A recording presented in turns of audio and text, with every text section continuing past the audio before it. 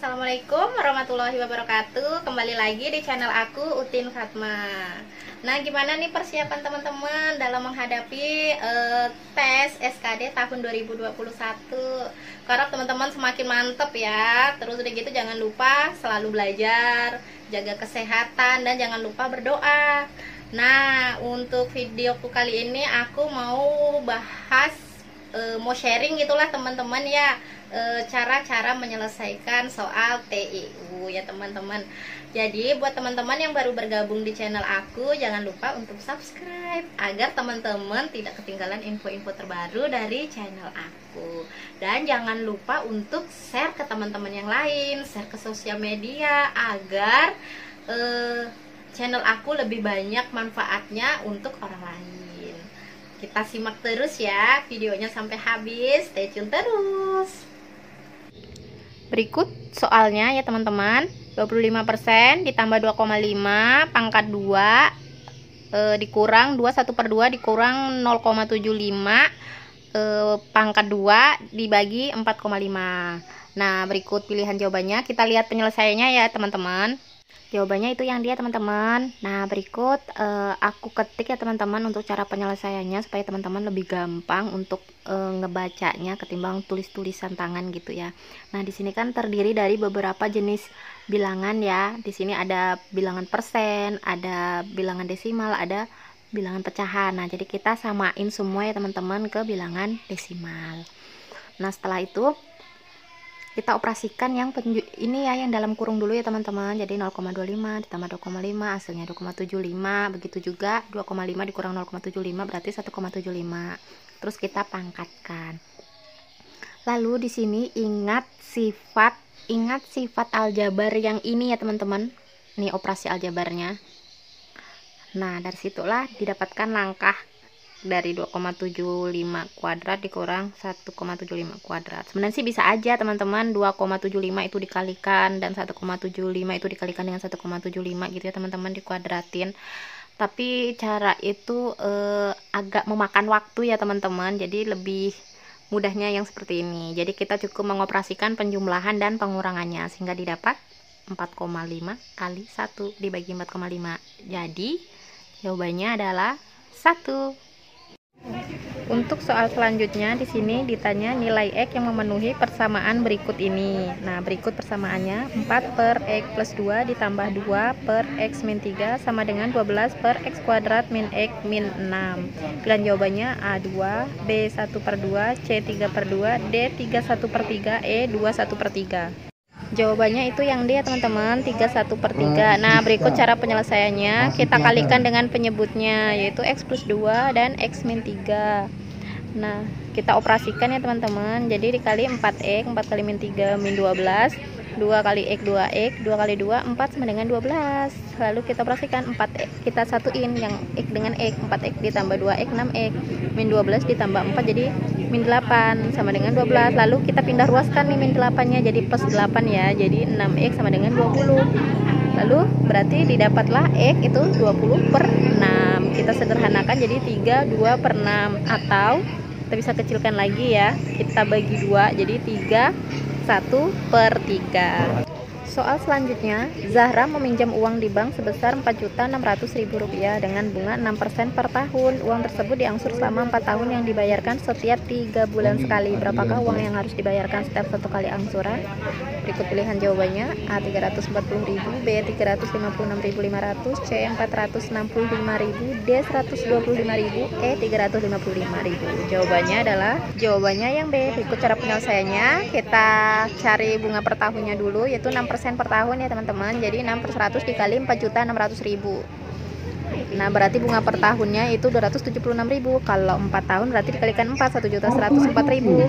Lalu kita cari jumlah angsuran setiap bulannya yaitu bunga selama 4 tahun ditambah uang pinjaman dibagi dengan 4 tahun. Nah, di sini 4 kali 12 bulan karena 1 tahun itu 12 bulan. Jadi bunga selama 4 tahun itu 1.104.000 ditambah uang pinjamannya tadi 4.600.000 per 48 dapatnya 118.833,3.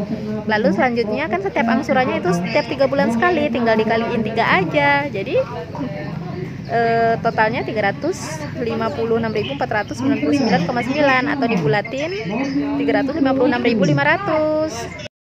Untuk soal selanjutnya, bentuk persen dan per mil dari pecahan 7/8 berturut-turut adalah pilihan jawabannya yang A 785% dan 778 per mil, yang B 7,85% dan 875 per mil, yang C 87,5% dan 8,75 per mil, yang D 87,5% dan 778 per mil, yang E 87,5% dan 875 per mil.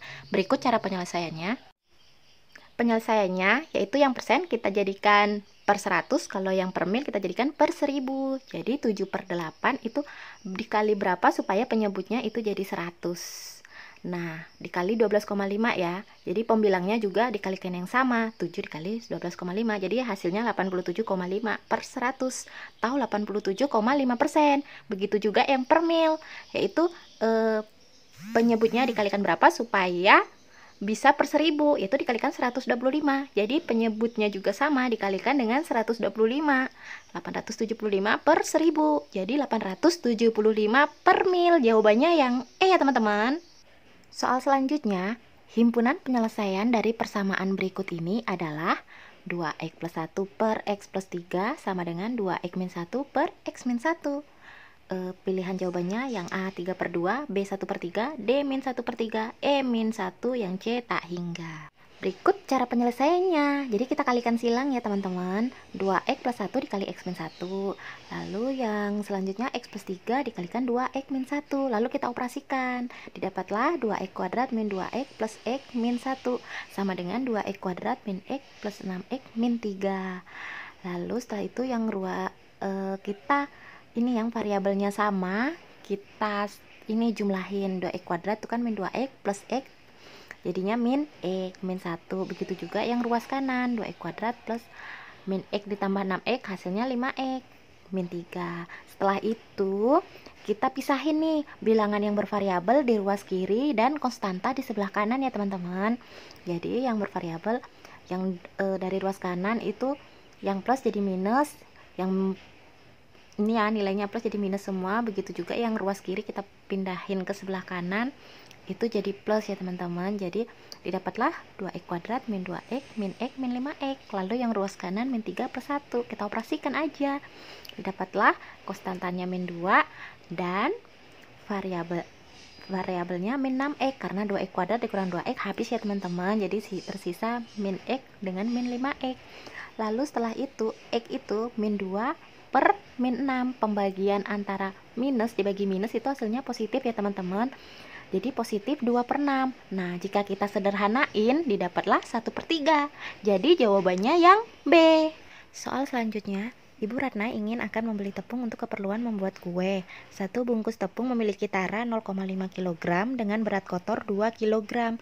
Jika Ibu Ratna membutuhkan tepung sebanyak 5 kg, berapa bungkus tepung yang harus dibeli oleh Ibu Ratna? Pilihan jawabannya A5, B3, C6, D4, E2. Jadi di sini teman-teman harus menganalisa soal ya teman-teman. Di sini ada kata tara 0,5 kg dan berat kotor 2 kg. Dan di sini yang ditanya adalah tepung sebanyak 5 kg. Itu artinya berarti netonya ya teman-teman. Jadi kita cari tahu dulu nih pengertian tara dan neto. Berikut pengertian tara dan neto. Tara adalah berat dari kemasan suatu barang. Selisih antara berat kotor dan berat bersih merupakan berat wadah yang digunakan dalam membungkus barang. Berat wadah ini dalam aritmatika sosial akan dikenal sebagai tara. Besarnya nilai tara akan dinyatakan dalam persentase tara.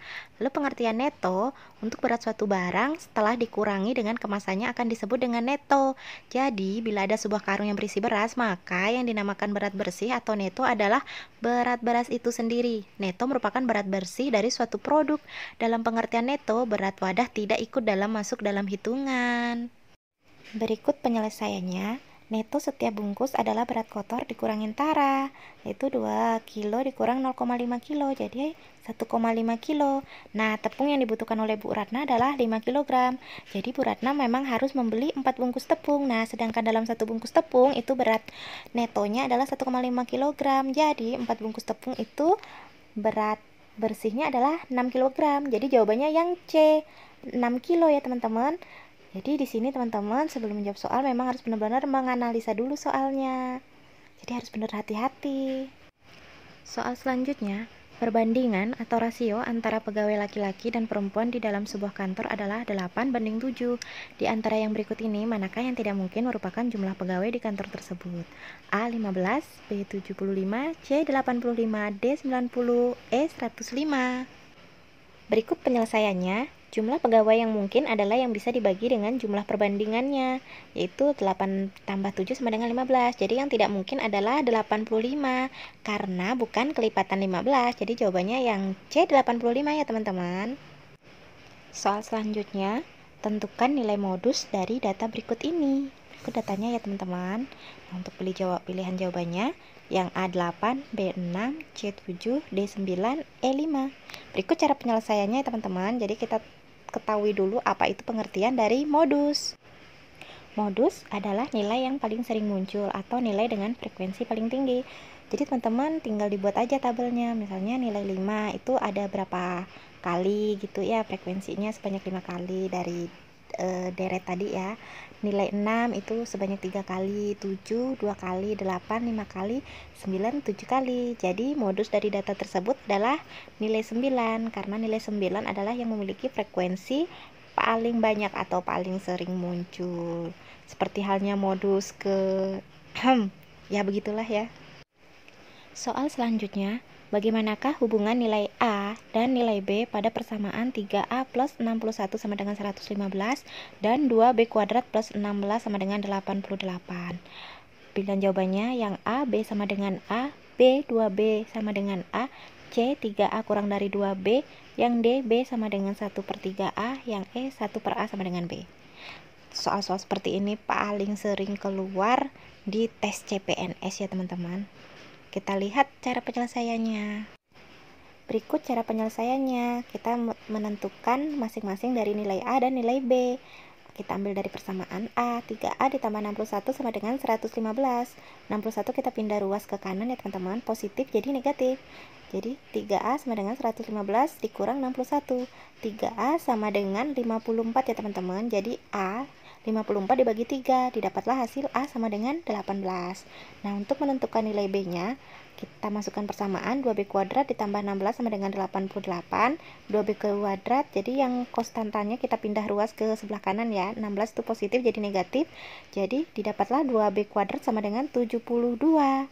Nah, B kuadrat sama dengan 72 dibagi 2, 36. Didapatlah B sama dengan 6. Lalu hubungannya antara A dan B, A itu 18, B 6. Berarti itu sama artinya B itu sepertiganya A ya teman-teman. Jadi jawabannya yang paling tepat adalah yang D.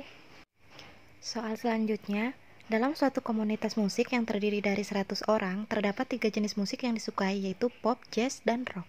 Terdapat 45 orang menyukai pop, 35 orang menyukai jazz, 40 orang menyukai rock, dan 5 orang menyukai ketiganya. Terdapat 8 orang yang menyukai pop dan jazz, dan 7 orang yang menyukai pop dan rock. Nah, yang ditanyakan, berapa banyak yang menyukai jazz dan rock? Pilihan jawabannya A 8 orang, B 9 orang, C 10 orang, D 11 orang, dan E 12 orang. Berikut cara penyelesaiannya, yaitu jumlah orang semestanya yaitu sama dengan pernyataan 1 dikurang pernyataan 2 ditambah pernyataan 3. Selanjutnya kalau memang banyak itu tinggal dilanjutin aja, dikurang pernyataan 4 ditambah pernyataan 5 dan seterusnya. Nah, di sini untuk jumlah orangnya itu ada 100 orang, itu sama dengan ini kita jumlahin yang pernyataan yang menyukai satu jenis musik, lalu dikurang pernyataan yang menyukai 2 jenis musik, plus X itu yang ditanya ya teman-teman, yang menyukai 2 jenis musik jazz dan rock, lalu ditambah 5 orang yang menyukai ketiganya. Lalu tinggal kita operasikan, 100 orang sama dengan jumlah orang yang menyukai satu jenis musik aja 120 orang, lalu jumlah orang yang menyukai 2 jenis musik itu 15 orang min X yang masih jadi pertanyaan ya teman-teman, lalu ditambah orang yang menyukai ketiga jenis musik. Lalu berarti 100 orang sama dengan 120 dikurang 15, 105 ditambah 5 orang berarti 110. Jadi Min X kita pindah ruas ke kiri, jadi plus X sama dengan 100 orangnya itu kita pindah ruas ke kanan ya, yang konstanta. Berarti tadi 110 dikurang 100, didapatlah X sama dengan 10 orang. Berarti jumlah orang yang menyukai dua jenis musik jazz dan rock sebanyak 10 orang. Jawabannya yang benar adalah yang C. Soal selanjutnya, Henry membeli motor bekas seharga Rp5.600.000. Dia mengeluarkan biaya perbaikan motor tersebut sebesar Rp980.000. Jika Henry ingin menjual kembali motor tersebut dengan keuntungan 14%, berapakah harga jual motor tersebut? A. Rp6.780.000, B. Rp7.709.000, C. Rp7.501.200, D. Rp7.230.000, yang E. Rp6.465.000. Kita lihat penyelesaiannya. Berikut penyelesaiannya. Harga beli plus perbaikan itu dianggap sebagai modal ya teman-teman. Jadi kita jumlahin aja 5.600.000 ditambah 980.000. Jadi 6.550.000. Lalu kita mau menjual dengan keuntungan 14%. Jadi kalau aku di sini langsung aku kalikan dengan 114% ya teman-teman, supaya proses pengoperasiannya itu cukup sekali aja. Sebenarnya sih bisa aja dihitung dulu 14% dari 6.580.000. Nanti setelah didapat baru dijumlahin lagi dengan modalnya 6.580.000. Jadi maksudnya pengoperasiannya melalui dua langkah ya. Jadi kalau aku di sini langsung aja 114 per 100 dikali 6.580.000. Jadi didapatlah Rp7.501.200. Jadi jawabannya yang C. Soal selanjutnya, uang Ari Rp20.000 lebih banyak daripada uang Budi ditambah 2 kali uang Charlie. Uang Ari, Budi, dan Charlie adalah Rp100.000. Selisih uang Budi dan Charlie adalah Rp5.000. Berapa banyak uang Ari? Pilihan jawabannya yang A 23.000, B 37.000, C 53.000, D 57.000, dan E 67.000. Jadi kita simak penyelesaiannya ya teman-teman. Dari soal kita bisa buat kalimat matematikanya ya teman-teman. Nah, di sini kita umpamakan A itu Ari, B Budi, C Charlie. Nah, diketahui untuk uang Ari itu 20.000 lebih banyak daripada uang Budi ditambah 2 kali uang Charlie. Maka bisa dibentuk kalimat matematikanya A sama dengan B plus 2C plus 20.000. Lalu untuk B selisih uang Budi dan Charlie adalah 5.000. Jadi kita bisa buat kalimat matematikanya B sama dengan C plus 5.000. Lalu uang Ari, Budi, dan Charlie adalah 100.000. Itu berarti A plus B plus C sama dengan 100.000. Lalu kita substitusikan ya teman-teman ke kalimat matematika A plus B plus C sama dengan 100.000. Untuk nilai A nya itu B plus 2C plus 20.000. B kan sudah ada nilainya tuh, C ditambah 5.000. Jadi kita tinggal substitusikan aja. Jadi C plus 5.000 plus 2C plus 20.000. Lalu untuk nilai B nya sendiri itu C plus 5.000. Lalu untuk nilai C nya ini belum diketahui ya. C sama dengan nilai totalnya 100.000. Lalu kita operasikan. Nah, di sini C nya yang bervariabel kita satukan, yaitu berarti totalnya 2C ditambah C tambah C tambah C, berarti 5C ditambah 20.000 ditambah 5.000 ditambah 5.000, jadi 30.000 sama dengan 100.000, sehingga didapatlah nilai C nya 14.000. Disitu aku langsung singkat ya teman-teman. Sebenarnya masih ada tuh beberapa stepnya, yaitu 5C sama dengan 30.000, kita pindah ruas ke kanan jadi minus, jadi 100.000 dikurang 30.000 itu 70.000. Lalu 5C sama dengan 70.000, C nya berarti 70.000 dibagi 5, didapatlah nilai C 14.000. Lalu selanjutnya untuk mengetahui nilai B itu tinggal substitusikan aja. C nya kan sudah diketahui 14.000 ditambah 5.000 19.000. Selanjutnya kita menentukan banyaknya uang Ari, tinggal dihitung aja kan nilai B dan C nya sudah diketahui, berarti 100.000 nilai total uang keseluruhannya dikurang 14.000 dikurang 19.000 sama dengan berarti 67.000. Jadi jawabannya yang E ya teman-teman. Soal selanjutnya, 5 windu plus 2 dekade plus 15 tahun sama dengan berapa lustrum? Dan jawabannya A10, B15, C20, D25, E30. Jadi teman-teman harus tahu mengenai satuan waktu ya teman-teman. Berikut penjabarannya.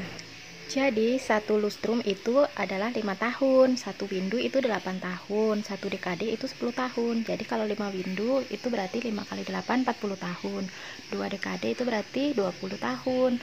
Nah jadi kita tinggal totalkan aja, berarti 40 tahun ditambah 20 tahun ditambah 15 tahun itu berarti 75 tahun. Dikarenakan satu lustrum itu 5 tahun, jadi 75 dibagi 5 tahun berarti 15 lustrum. Jawabannya adalah yang B ya teman-teman.